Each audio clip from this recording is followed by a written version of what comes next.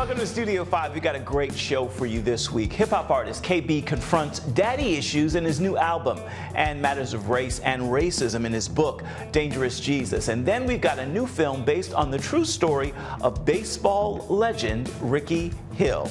Want to begin, though, with KB. He is a husband, father, author, podcaster, and rapper.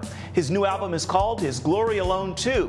It's his fifth project, and it is his most vulnerable. Second letter, you don't want to play with them. Yeah, these ain't really songs, they painkillers. Tell them take two when the great said it. Who saved us? Homie, they didn't. I just gotta get it, I just got a vision. Everything to put us out of business. Went up out of business. Who am I to fear in my positions? Ain't no competition. Looking to the prison, living in the middle of the mission. New project, Yes. Glory Alone 2. Yes. What's different about this? So it's my latest project, and I guess I could put it like this: it's made by the latest version of myself. Oh, I like that.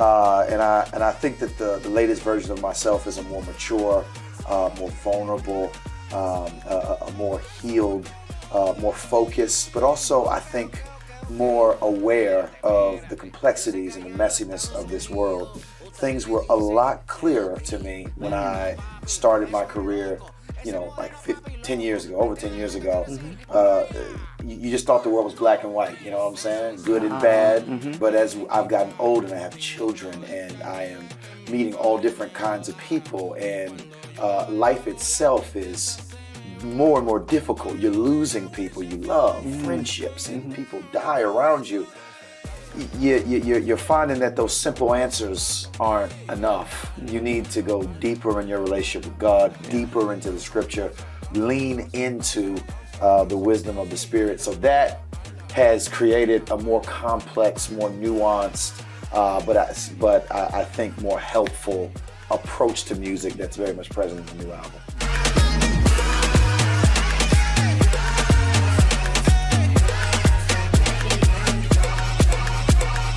Let's dive into a couple of the tracks. I'll dive first into the one that hit me the hardest. I think there's so many of us who struggle with daddy issues. Tell me about what made you open up and what and pen that song. Yes, excellent question.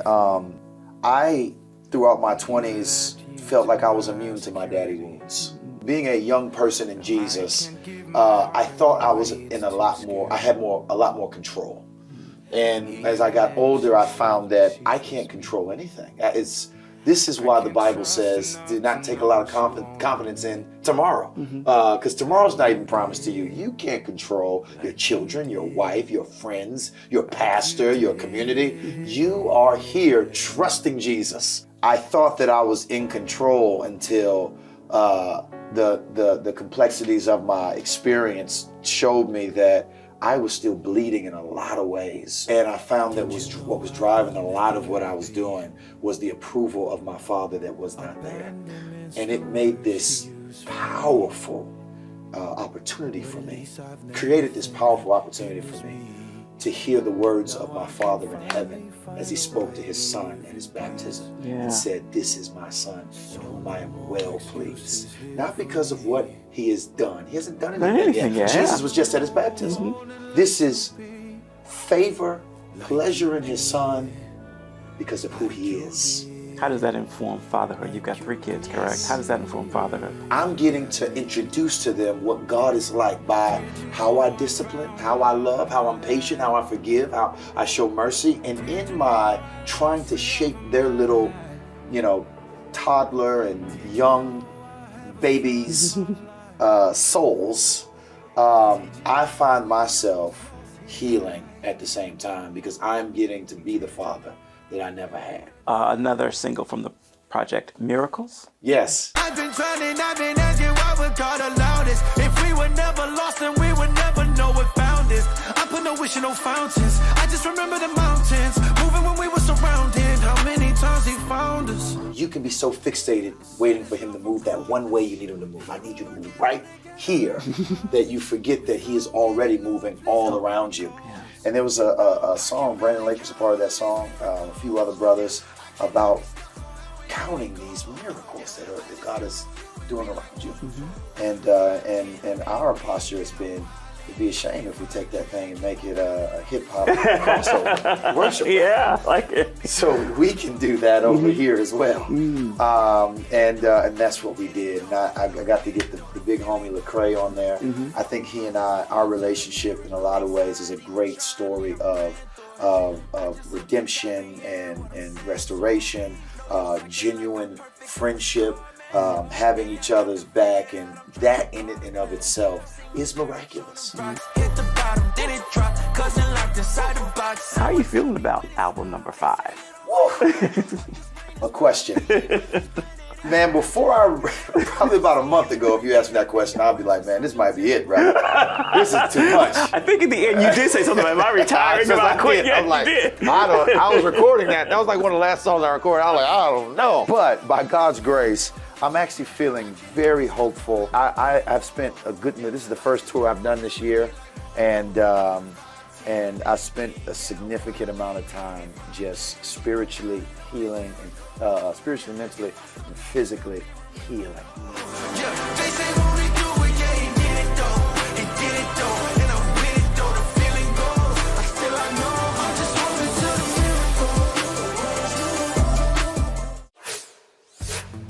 KB's new album, His Glory Alone 2, is available wherever you stream or purchase your music. Still to come. In a real sense, Jesus is the fullest manifestation of that idea, and that he is a threat to all the things that would threaten us. He's a danger to racism. He's a danger to injustice. He is a danger to our disunity. KB takes us on a deep dive into his new book, Dangerous Jesus. Welcome back to Studio 5. We want to continue our conversation with KB. He shared his thoughts on his new album, His Glory Alone 2. And now we want to turn our conversation to his book, Dangerous Jesus. Right now, he's on a new venture with his debut book, Dangerous Jesus, inspiring readers to reevaluate faith values and grow spiritually. So, everyone, please welcome Kevin KB Burgess.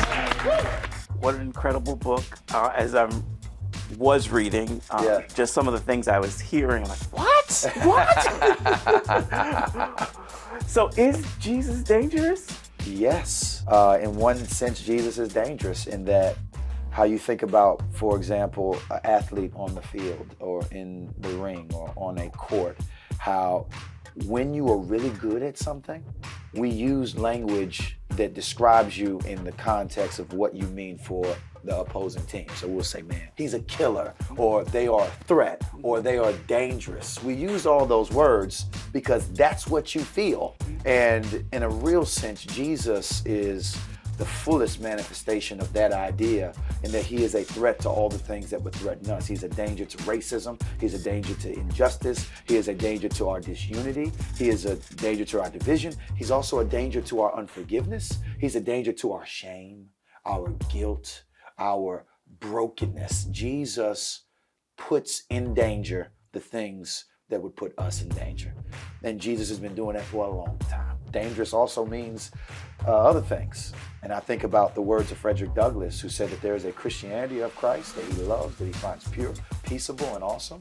But he said there's also a Christianity of the land that is not good for the world. Frederick Douglass said that the Christianity of the land is a curse to the world. It's dangerous. So much so, and I argue this in the book, that if you take Jesus and then you strip him of all of his beatific vision, anything that has to do with his kindness, his grace, his fight for justice, his insistence on holiness, his ethics, his way. If you strip him of all of that and you make Jesus just a mascot for whatever you're doing, for your agenda, for your political leanings, for the things that you're fighting for, where he's not savior, he's politician, he's not leading, he's following.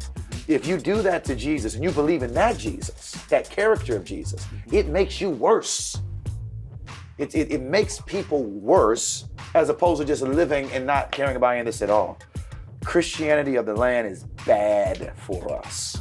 And that kind of insidious virus exists in every single generation that has ever, since the dawn of the church. And it is important for us to help us discern the ways in which the Christianity of the land is trying to infiltrate the Christianity of Christ. We've seen both you and Lecrae take heat when you deal with the issue of race Yes. as far as Christianity Yes. goes. Why is that such a struggle? Why are we, I mean, even to this day, Yeah. churches seem to have an issue with taking a stand, or Yes. why do you think that? So I think it's multiple reasons. I'll give you at least two. Okay. I think the first thing is the church in America, in its mainstream expression, meaning those who are kind of most popular for known to be Christians, particularly evangelical Christians. We have not done well with this issue historically. Charles Spurgeon was alive during the antebellum South and was very, very critical about what was happening here. His estimation was that it was the Church of Jesus Christ that was keeping slavery alive. And if they would stop, slavery would die. Almost, I've said this in the book, over half of all literature that was written in defense of slavery was done by people that believe the same stuff that you and I believe. How does that happen?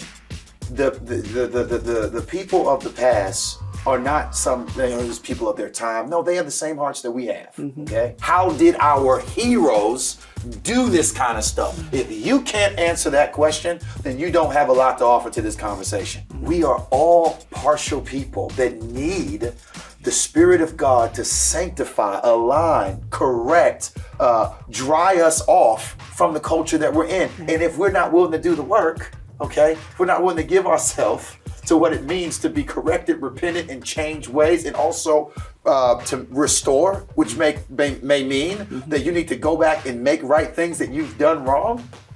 If we're not willing to do that, we'll never move past it. The other thing is, I talk about this in the book too, there's consequences with the way that churches become corporatized in America. So y'all might be well funded and got great light shows and a lot of people attending. You can do that, but if we're going to offend, as Billy Graham said, if I'm going to offend anybody, it's not going to be God. So you can be offended with me, but as long as God isn't offended, we will be small and outside of resource doing what he is pleased with. And I think some of that has to happen, and by God's grace, brother, it is happening. I'm talking to pastors all over the nation, and just to be clear, I'm talking about white evangelical pastors who have, in a lot of ways, said, the cross is heavy, but the cross is mine. Yes. And if it means that I get, I talk about in the book how every time somebody wants to even talk about racial reconciliation and what the Bible has to say about it, they get called liberals and Marxists and critical race theorists and all kind of stuff you ain't never even heard of. You're like, I'm just reading Ephesians 5. God is not without a witness, because there are more that are with us than there are against us, because God is blessing those who are given to purifying his church. KB's book, Dangerous Jesus, is available wherever books are sold. We need to take a quick break right here, but before we do, it's time to share this week's story in pictures. Here's your Studio 5 snapshot. This week's story in pictures is a bit personal. It's a birthday wish to my grandmother, Beatrice Grant. She's turning 105 years old in just a matter of days. We call her celebration this year, Let's Be Grand, because that's exactly what she is, grand. Happy birthday, Grandma, in this personal Studio 5 snapshot. I've seen you out there swinging that stick, even when you're suffering pain. The true life story of baseball legend Ricky Hill, told in a new film. There's no such thing as quit. And I didn't quit in baseball. And once this thing had already started, we were going to finish the job. Ricky and the film's director gives us a first-hand look into the Hill. Welcome back to Studio 5. The new film, The Hill, is based on the real-life story of Ricky Hill, whose journey to Major League Baseball includes serious limitations, a struggle to walk. Ricky joined Studio 5 along with the film's director. You can't play baseball. But I swing that bat. I ain't crippled no more. How did you get connected to Ricky's story? Well, my brother was in a hotel lobby on a business meeting, and he was sitting next to Ricky. He didn't know him from anything. And Ricky was on the phone describing how he was looking for a director to tell his life story, and that he had interviewed about 40 directors in LA and had not had one that he felt connected to. And he said, I have the perfect director for you. My brother. Tie game, bottom of the ninth. At bat, Ricky Hill.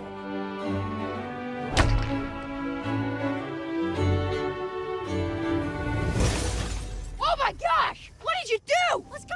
When everybody said, please give it up, move on, you know, I said, well, I've got the financing raised 3 times. It's fallen through. I'm never going to quit. And I was very similar to Ricky in the sense that Ricky never was going to quit playing baseball. He would not listen to anybody. They said, you'll be in a wheelchair. You'll get bullied as a kid. You know, just don't think about being a baseball player. Do something else in your life. And he was determined to play no matter what. Ricky, I've seen you out there swinging that stick, even when you're suffering pain.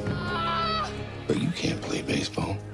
You're gonna get ridiculed, and you're gonna wind up with an injury that you'll never get over.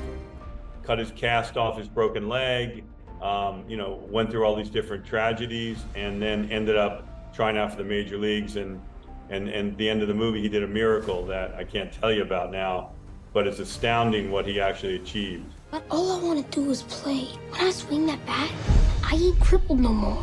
And gone, senior Ricky Hill. So, Ricky, when did you know your story was a story that we needed to see? Well, I actually really didn't know that at all, other than my church where I go to.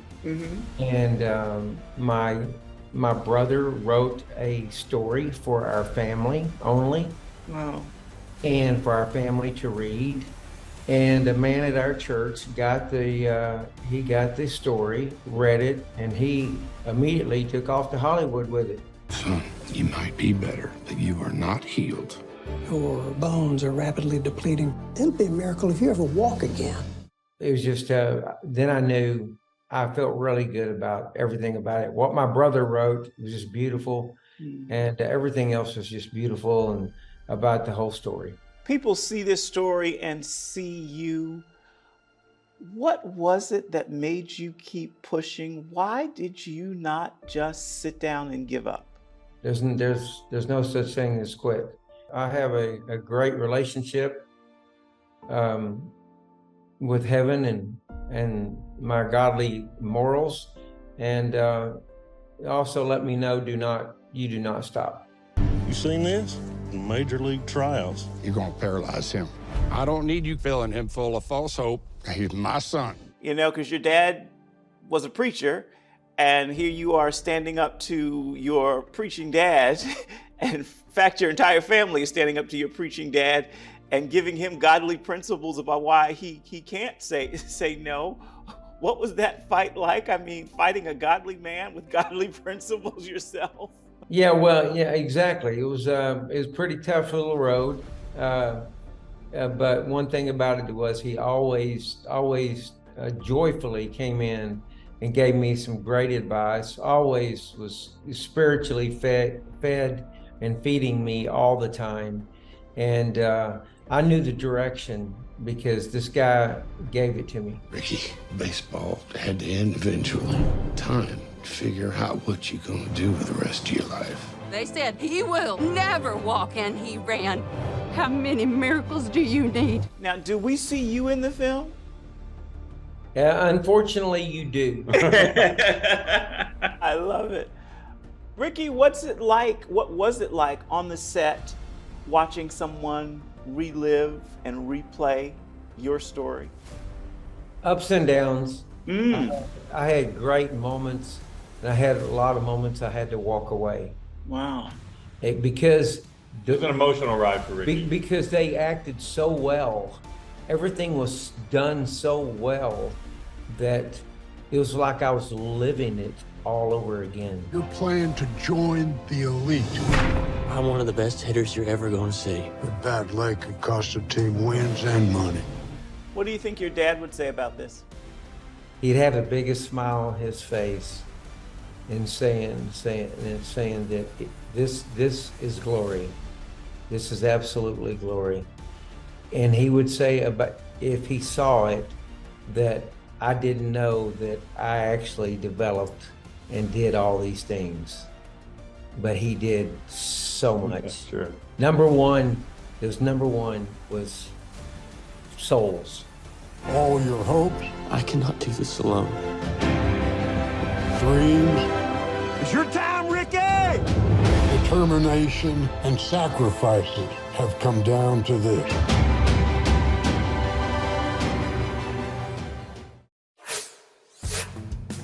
The Hill is in theaters everywhere starting this Friday, and it's certainly a film that will warm your heart and build your faith.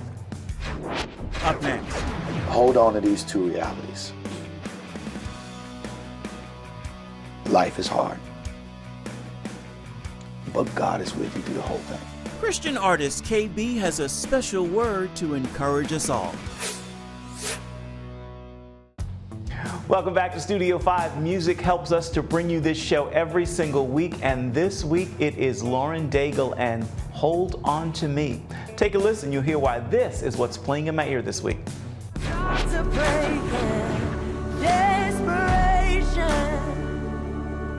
Underneath the weight of expectation, hold on to me.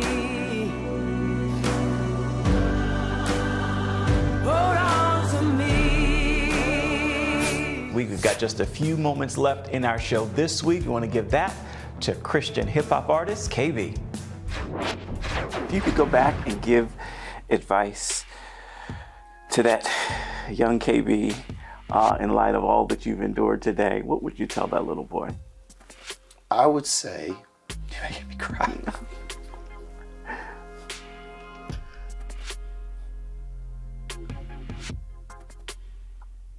I would say, and I don't think young KB would listen to me. I don't think he would listen to anything I'm about to say. But I would tell him, I would say, hold on to these two realities.